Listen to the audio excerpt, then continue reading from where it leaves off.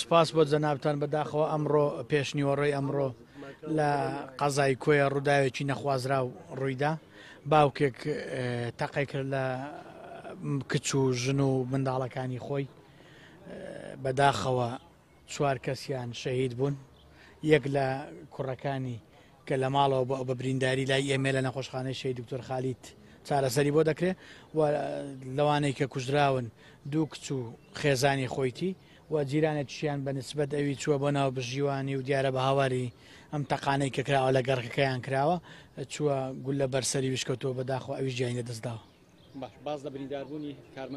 کارمەندانی هێزی ئەمنی دەکرێتەوە دیاریکراوی ئاسایشتی نا ئەمەیان من لەگەڵ بەڕێوەبەری ئاسایشی و پۆلیسیش تا قسەمان کردووە ڕوبەڕووبوونەوەیەکی کەم بووە بەڵام سوپاس بۆ خوا هیچ بریندارێکیان نیە و توانی ویانە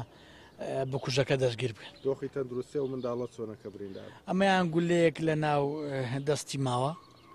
تەندروستی باشە پزیشکان وا چارەسەری بۆ دەکەن ئینشاءالله ئەویش بە نەشتەرگەری بێ هەر شێوازە لە شێوازەکان دەبێت نەشتەرگەری بۆ بکرێت چارەسەر لەبەر پەیوەندی تەلەفۆنیەکە